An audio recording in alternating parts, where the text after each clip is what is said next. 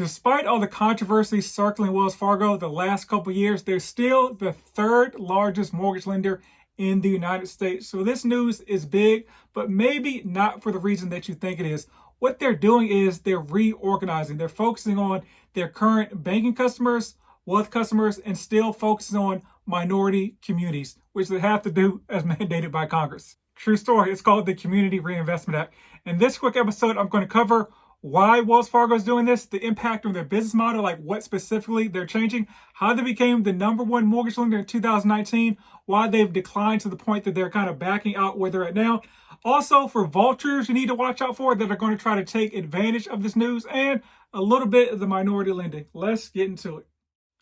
Welcome back to House Rich, the first time homebuyer show where we help millennials figure out how in the world do I buy my first home.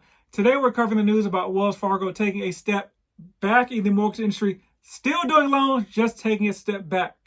First and foremost, they're ending their corresponding lending, which is a big deal. We think corresponding lending is kind of like white labeling a product.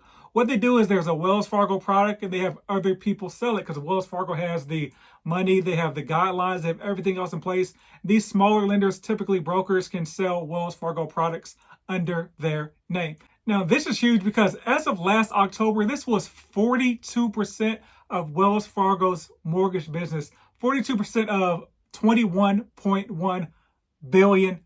So a huge step back from them. Next, what they're cutting out is their servicing loans as well. So Wells Fargo owns 7.3% of the mortgage servicing industry. Think about that. That is huge because there's literally thousands of lenders and the whole industry of servicing is about $1 trillion. And servicing is literally the people that you call when you have issues with your mortgage. Or if you're somebody like me and most people, you pretty much never ever call your mortgage lender. I think I've called my service provider like 3 times in the last 15 years, which is why I like to call it the best form of passive income on the planet. Now, why in the world would Wells Fargo do this? Well, they're just lining up with their competitors like Chase and Bank of America. Let's jump back and talk a little bit of history. So after the global financial crisis, the housing crisis of 2008, like Bank of America and Chase, they essentially got out of the mortgage industry and Wells Fargo doubled down. And so they built this huge portfolio of homeowners. And then by 2019, they were the number one lender in the United States.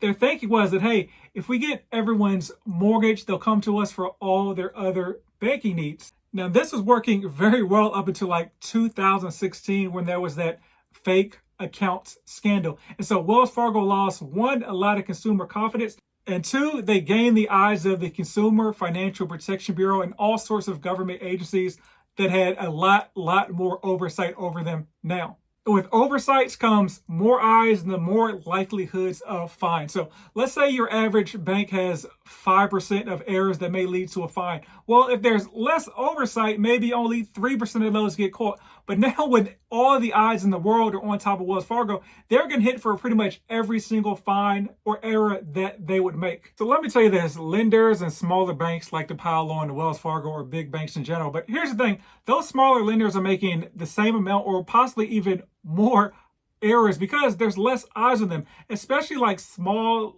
neighborhood brokers and lenders that are just maybe 5 to 10 people. They're kind of doing whatever they want. They can move so fast because there's less regulation and guidelines on them. So when they make a mistake, nobody notices, or if someone notices, really nobody cares. When's the last time you heard your local bank lender on the news for messing up? Do you think they never mess up, or just they're not a big enough name to make the news? Having said all that, Wells Fargo and their new leadership are basically F it, man. We're just going to focus on investment banking and lines of credit. That's where the money is, and that's where the less drama is as well. As I alluded to before, folks will try to capitalize on this news in order to win your business. No matter if it's a small broker or a big bank, it's the person who you're working with that matters. There's ethical people at Wells Fargo, Chase, the big banks. There's ethical people at the smaller brokers. There are also bad people at the small brokers and bad people, obviously, at Wells Fargo. Hence, that's why we see the fines. But always make sure you're interviewing your lender and you're understanding to the fullest what each quote is about. If your lender cannot explain to you something that is on your loan estimate or closing cost worksheet, go to another lender. It's not that complicated for a professional to know, but if your professional cannot explain it to you coherently, either they don't know what they're talking about or they're trying to pull one over your eyes.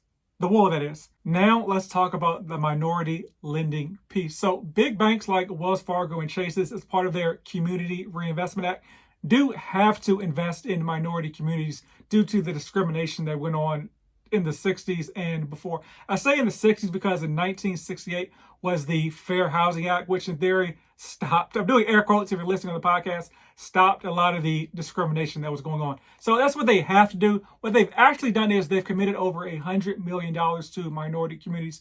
Here's a quote from Kleber Santos. He is the CEO of Wells Fargo's Consumer Lending, and home lending is under consumer lending.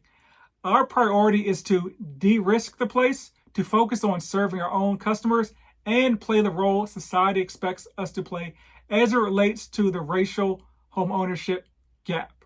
Translation: exit the mortgage industry as much as we can because there's a lot of risk and a lot of fines and a lot of eyeballs on them, but continue to lend to minority communities, honestly, because they have to, and I assume they're trying to do the good thing as well in order to close the wealth gap through home ownership. There you go. I hope that adds some clarity to some of the hyperbole that you may have seen on the internet.